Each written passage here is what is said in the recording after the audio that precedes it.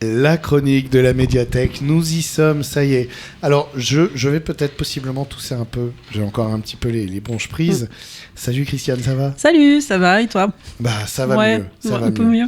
Et alors là, tu es là pour nous parler d'une bande dessinée. Oui, je vais vous parler de Middle-Arc, qui est une bande dessinée qui a été écrite par deux personnalités.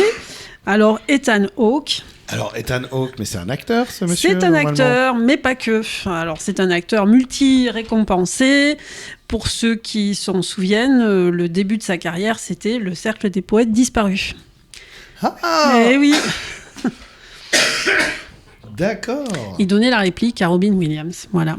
Et c'était le petit c'était jeune. Lui, le jeune rebelle un peu. C'est ça, le petit gamin qui arrivait et qui chroniquait un petit peu tout ce qui se passait. Il a bien grandi, le petit gamin. Tout à fait, tout à fait. Il est passé à la réalisation, à l'écriture de scénarios, il a écrit des romans et il s'est mis à scénariser des bandes dessinées depuis quelques temps. Donc on en a une à la médiathèque qui s'appelle Indé, Okay. qui relate en fait les guerres indiennes aux États-Unis. Donc c'est assez dur comme histoire, mais c'est né d'une passion qu'il a depuis tout petit pour les Indiens. Voilà. D'accord. Donc et on va voir que dans Middle-Arc... Rappelons que Ethan Hawke veut dire faucon. Oui, alors j'ai eu beau gratter, j'ai eu beau chercher, je pense qu'il n'a pas de... Non, c'est juste une fascination. Pour c'est ça, ouais. C'est ça. Alors la légende dit qu'à 8 ans, avec son papa, ils étaient en vadrouille et ils se sont perdus. Et ils se sont retrouvés dans une réserve indienne et une discussion avec un vieil indien a provoqué cet engouement pour la vie indienne. De continuer... Et voir si certains auditeurs ont la ref, si je dis une discussion avec un vieil indien zarbi à moitié à poil. Alors, si vous avez la ref, vous pouvez nous écrire à contact@re2m.org. Moi, je l'ai pas. Je le dirai D'accord. La prochaine. Ok. Et donc, il s'est acoquiné avec Greg Ruth, qui est un dessinateur américain également, à peu près du même âge, tous les deux, c'est la même génération. Et alors, c'est quel âge du coup ? Parce que ils ont la petite cinquantaine. Mais ouais, ils ont la petite cinquantaine tous les deux. Voilà, 50-52 ans, voilà. Et Greg Russ. Oui, tout à fait. Greg Russ, je suis bien d'accord. Ils ont donc travaillé sur Indé et en grattant un petit peu, j'encourage tous ceux qui voudront aller voir le site de Greg Russ, son site internet, parce qu'il a dessus des productions qui sont absolument phénoménales. Là. C'est D'accord. Très très très beau ce qu'il fait. Okay, ouais. Il est fou de cinéma. Donc, alors là, on va s'accrocher.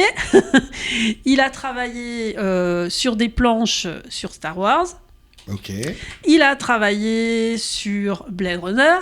D'accord. Et là, je sors le truc, voilà. Il a fait tous les visuels de Dune. C'est pas possible. Mais c'est ça que tu voulais me dire comme ça. Tout à fait, voilà. Dune, là, ça y est, bientôt le nouveau. Oui. Voilà. Donc, je vous recommande d'aller voir ce qu'il a fait pour la pochette du vinyle, en fait, de la BO. D'accord. Il a fait un truc phénoménal. Vraiment, allez voir le site, c'est de toute beauté. En tout cas, moi, Alors, tu vas finir ta chronique, pendant ce temps, j'y vais, là. Voilà, donc, en fait, Middle-Arc, là, on est dans une histoire totalement différente, puisqu'il s'agit d'un polar, mais vraiment un polar très, très noir, qui relate une aventure entre un papa et son fils. Alors, pour raconter un petit peu l'histoire, donc sur la couverture de Middle-Arc, il y a une image qui est un jeune, un adolescent, voilà. Il s'appelle Cooper. Et donc Cooper, c'est un gamin un peu paumé qui s'est fait piquer au lycée, enfin au collège aux États-Unis, avec de la drogue. Donc il s'est fait exclure de son établissement. Et donc le fameux Cooper de joint. C'est ça. Oh oui, bien. Bien. C'est ça. Et son papa, normalement, est censé l'amener au collège ce jour-là. Et donc, il lui annonce qu'il est exclu du collège, donc il n'y a pas lieu de l'amener. Et comme il est en retard pour embaucher, il l'amène sur son lieu de travail. Et en fait, le papa de Cooper, Jack, il est gardien de prison. D'accord. Voilà. Ça se passe au Texas. à Huntsville, donc bourgade c'est moins sympa Amérique que quand profonde. j'amène mon fils à la radio, par exemple. C'est pas pareil. C'est pas la pas même pareil. deux salles du d'ambiance. tout. Et donc voilà, le gamin découvre un petit peu l'univers de son père, l'univers carcéral. Il voit un petit peu, à travers le prisme des gardiens de prison, il voit un petit peu les personnages des détenus. Donc c'est vraiment c'est assez inquiétant. Voilà. Et il va se passer, évidemment, c'est pas une journée comme les autres, il va se passer une rébellion parmi les détenus. Et certains détenus vont parvenir à s'échapper, alors de façon un petit peu rocambolesque, mais ils vont arriver à s'échapper de la prison. D'accord. Donc s'ensuit une course-poursuite. Et le papa et son fils sont dans cette course-poursuite. Voilà, ils sont impliqués dedans. Donc je ne peux pas raconter plus loin, parce que ça serait vraiment dommage de dévoiler la suite. Mais il faut savoir que c'est, outre un road movie, c'est vraiment la relation entre le père et le fils. Le papa qui se pense un raté parce qu'il était boxeur dans une autre vie et qu'il n'a jamais réussi à concrétiser, à devenir un vrai champion. Et qui pense que son fils ne peut pas le considérer comme un homme bien parce que justement il n'a pas fait ce qu'il voulait. Voilà, et puis Cooper qui a 16 ans et 16-17 ans et qui passe de l'âge de l'enfance à l'âge adulte. Voilà. Donc il y a la perte des dernières illusions, le passage à l'âge adulte. Donc c'est très très fort d'un point de vue histoire. C'est vraiment, il est vraiment très très fort ce roman. Moi j'appelle ça un roman parce que c'est pas possible. On peut pas. C'est au-delà de la simple BD. C'est au-delà du 48 pages sympa. C'est ça. Là on est sur du 250 pages quand même. Beaucoup de planches, mais vraiment très dense. Très dense. Ouais.